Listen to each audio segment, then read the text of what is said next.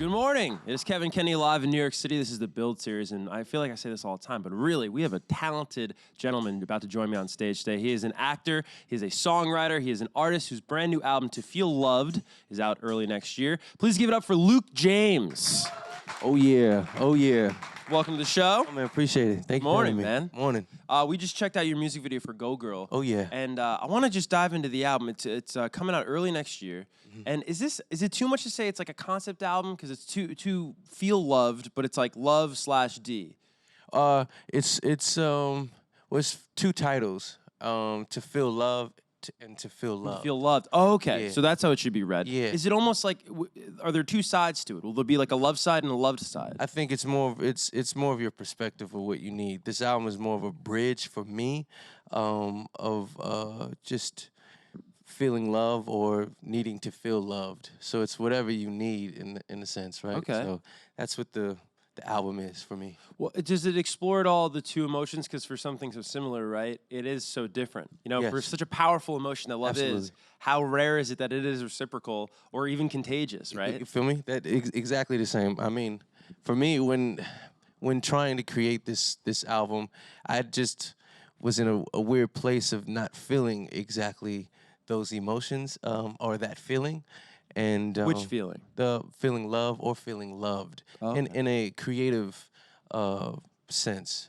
So I just needed to take that time, and that's what this album is. It's just those two ideas, figuring out that and trying to find my way to that place. So, Right. Yeah.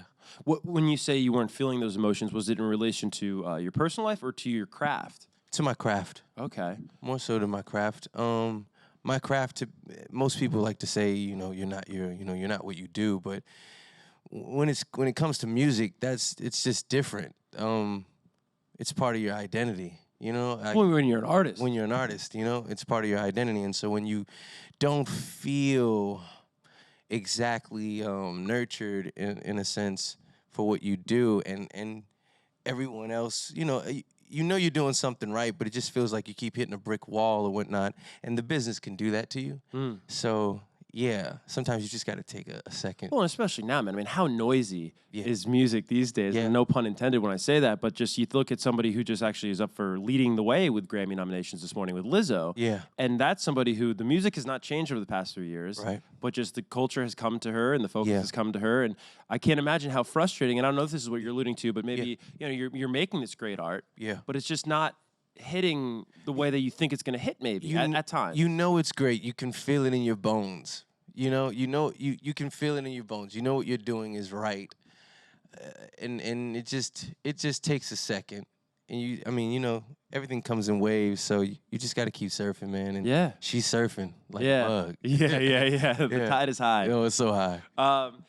I talk often to people who do multiple things like you do with the acting and then also the music, and they say how much not easier acting is, but maybe more direct it is, because like we're talking about right now, where you can have with music, there's just so many more variables, right? Yeah. If you do a great performance in a big film, like everyone's gonna know, and it doesn't matter when that film comes out necessarily. But with music, it's like you need the right song at the right time. Yeah. With the right sound. Yeah. It's the right 3 minutes. It's just, definitely the world has to be in a particular place, or everything. It's a bit of luck, some would say. And with film and TV, with acting, you have a direction, a full-on direction. Sometimes with music you can have a direction, but most artists they don't know. It just comes to them, So you just kind of wait on it. And with acting, it's all written out, right. And you have other people directing you where to go with it. But for some artists who create their own and whatnot, they got to wait till the magic hour. How do you as an artist not chase trend or validation or acceptance? How do you stay true to yourself in the music that you want to make inside?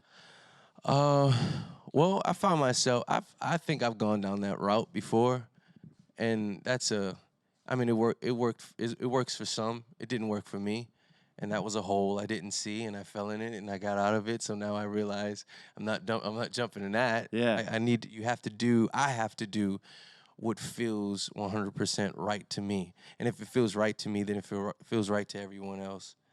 and that's how it works. Do you approach roles like that too? The role has to feel right to you? Yes, Yeah. 100%. I have to.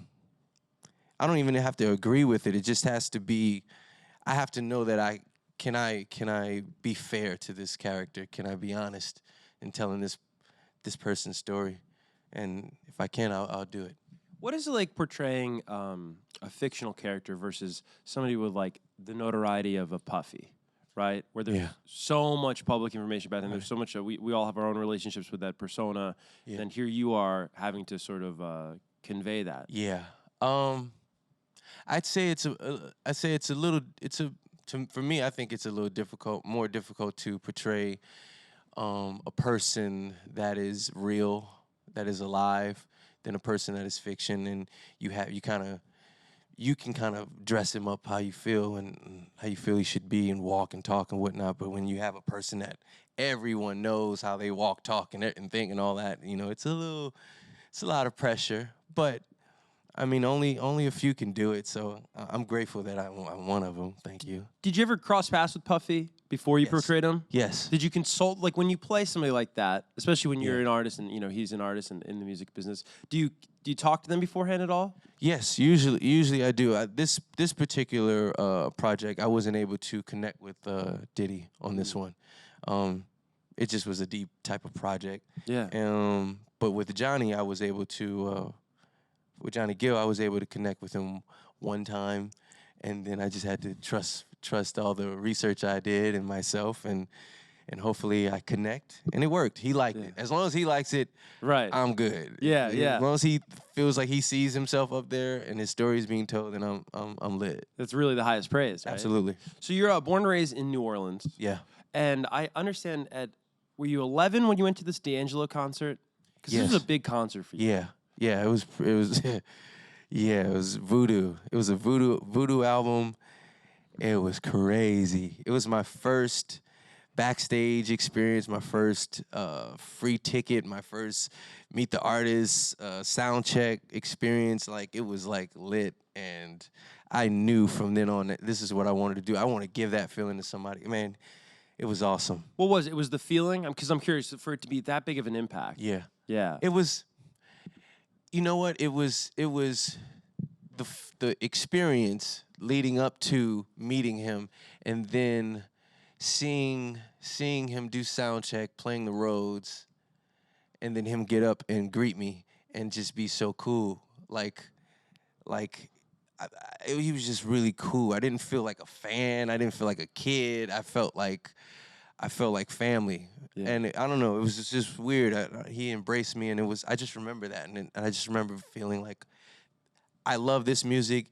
This is the kind of life I want to have, and this is the kind of person I want to be to people. Yeah. And it's cool you got that insight into the process. Yeah. Where you saw the work behind the glamorous side, which is interesting. Yeah. So what do you think when you look back as a kid and the music that you gravitated towards, the Marvin Gayes of the world, the Arethas, D'Angelo? Yeah.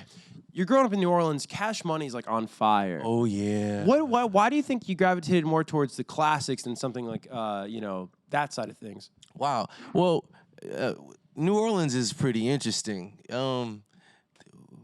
We pretty much have old souls. And Cash Money, I don't know. I guess it just depends on your upbringing. I was raised in a house that didn't allow me to listen to Cash Money like talking about. So I had to go by my friends and my cousins to hear it all, like talking. So yeah, I was raised, in a household with a plethora of music, but not exactly all of the, censored music. Yeah. Wasn't really that favorable in my household. But I don't know. I guess, I just love ballads. Yeah. I love singing. I just love chords and the way it moves people, and going to church. Emotion. Raw emotion. How it just pulls the tears out of people. That just moved me more than seeing people back that ass up. But that does move me. That does move me. Could move you to tears too. Yeah. Depends. Perspective. And so what happens first? You're personally signed to J Records, right? Yeah. By Clive. Yeah. Is that before or after you start singing backup with Tyrese? That's after. That's after. So singing background for Tyrese, that was how that relationship happened. Me and my brother were singing background for Tyrese, and Tyrese was signed to J Records. So we would do a lot of events with him, and they were looking for a duo, and me and my brother were like, "Hey, we're a duo." How nervous are you the first time you meet Clive Davis? I was super nervous. But I know I was nervous because I'm always nervous. So I know I was nervous. But I just remember being hungry. And I just remember there is a bungalow, Beverly Hills bungalow. And I just remember looking at all these houses and just thinking, yeah, I want all of this. And acting nervous is not going to get me there. So I just remember just being like, yeah, I'm going to look him straight in his eyes and tell him he needs us. Yeah. And then show him. Yeah. Yeah, and that's what we did. We performed right there. We sang. And it was like, my boys. Yeah, that's amazing, man. I think of Tyrese as somebody who, again, has had great success in both music and film. Yeah. Where did the maybe it's just the hunger right there and the competitiveness you have naturally, but where did the idea to do both come from? Like if D'Angelo lit the spark for you as a musical artist, where do you think the interest in acting and doing both? Wow.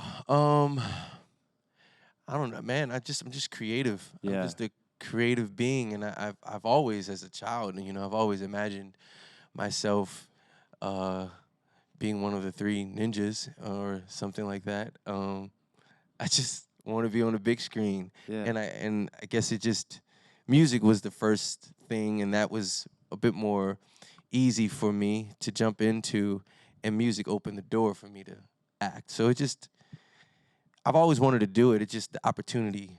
When it presented itself, I jumped on it. Yeah. How does because you've had great success both as an artist and writing for people. Yeah. We hear about that a lot because it's increasingly more popular for songwriters to become artists. But like, really, what is it like writing for someone else compared to portraying someone and portraying another person? Wow, that's a really good question right there. Wow. Wow. I think. It's. I mean, they teeter a line. It's very similar. Wow, it's a little different because when you're portraying someone else, I don't find myself. I mean, I try to find myself within the character, but I'm not actually putting my own needs, my full. I'm trying not to put my own needs before the character. So when writing for another person, I guess, because I don't know, I think you try to have your own interests of what you think sounds good and, lyrically and what bends well, and you try and you hope that the artist digs that, and then you want to do what the artist wants to do as well. You want to make a great song. But a character that already is, they may not have a great story. I can't change that, and I can't.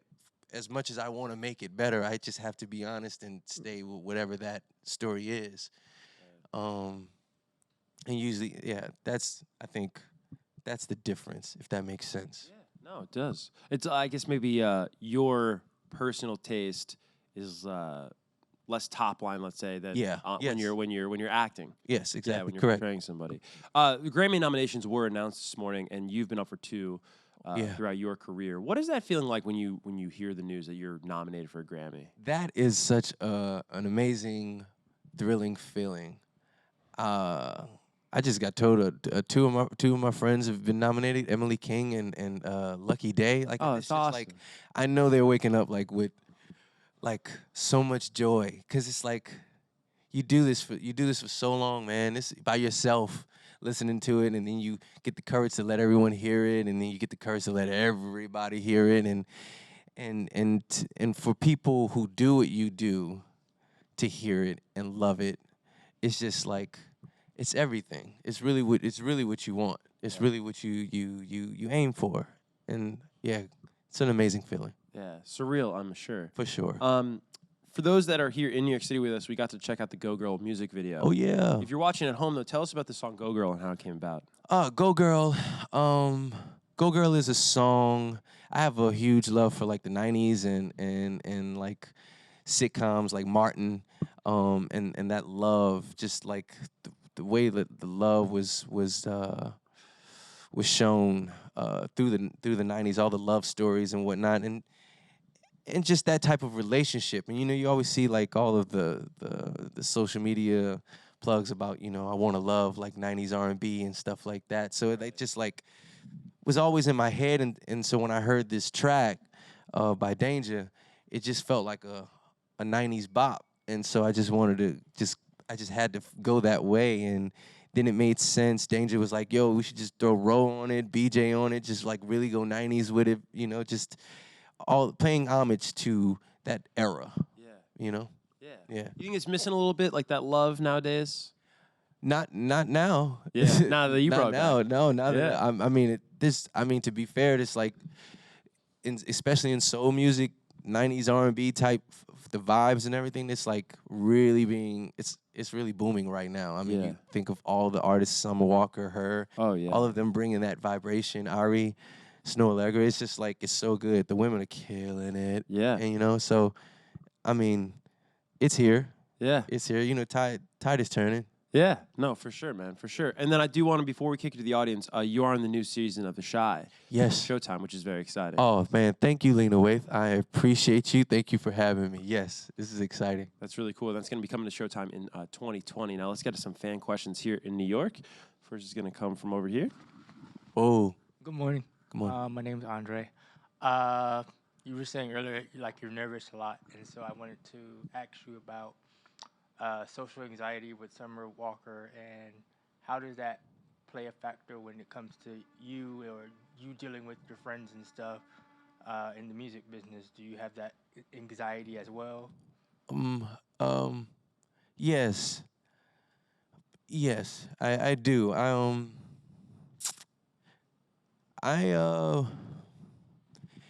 Yeah, it's a lot. It takes a lot to get up here. It takes a lot to hold that mic and ask a question. It's so much. It's so many things that play in your head, and how you think you want it to go, and you hope that and this feels like sometimes the negatives really outweigh the positives of like, oh, it's just so simple, man. Just walk up there and accept an award. It's an award. Just say thank you, and it's all good. But just so much. It just feels so intense. You just gotta breathe, man. And that's hard to do when you're thinking so much. This is a hard business because it's like a lot of. I'm a loner. I'm a bit of a loner, and I'm a homebody in that sense because the pressure is a lot. But you just gotta find that time and have your people around you that understand you and nurture you and protect you in that way, and hopefully make things smooth for you to be as bright as you can be. And you can grow out of that as long as I'm cruising on my fears. So getting up here is just a whole different thing, and every day doing it is just one step further from that feeling of fear. So I think that's what it all lies to. Good question. I don't know if I answered the question, but yeah. Let's get to another fan question. It'll come from over here. So, man. How you doing, Luke James? How you doing? My name is Khalid, and I was listening to what you were saying, and the host actually touched on my question. So I want to go a little bit deeper. I want to know how you exactly felt, like the exact feeling that you felt, and the mindset of playing the part of Puffy, and knowing that it really happened. It was heavy. I mean, that's the word that comes to mind. Is like heavy. In like for like a little moment, you're like, oh my God, this is exciting. I'm playing Puffy, and I'm doing a movie, and that's exciting. But then you're like, this is real. This is like, this really happened. And so, you know, I don't know. The excitement is at the like, it's very least. You know, it's like you just like, wow. I know this story. I didn't know all of this. Hopefully I'm telling the truth, and let me just, you know, be respectful in telling this story. It's just, yeah, just heavy. That's how I felt. Yeah. Drained afterwards, maybe? Draining. Yes, and draining more so in not too draining, but I think the first night we shot was a heavy moment because it was just this, it was the whole incident you know, that took place, and we were shooting in the same place, the same street, the same corner. It just was, and that's heavy, you know. That's like really like, wow. Yeah. You know. So they led with that in terms of the filming schedule? Yeah. Wow. Yeah. That was the pilot. Yeah. Wow. Damn. All right, let's get to one more fan question here in New York. It'll come from right here. Hello. Hey. How you doing? Good, you? Great. You are extremely talented in acting as well as Thank you. music. So how do you manage your time to do both successfully? With a great team. Like, I have an amazing team that just like plays together and figures it out, because my mind, like, I want to do it all, and I try to do it all, and we're doing it all. It just takes a team effort, because if I was by myself doing it, then this thing will fall apart for real. Yeah, great team. Thank you. All right, we're unfortunate at time, Luke. This was awesome, though, Oh, man. thank you, man. You got a busy 2020 ahead. Oh, I'm so grateful, man. Yeah, new album out early next year. You can also catch him on Showtime as part of the shot. One more time for Luke James, everybody. Thank you.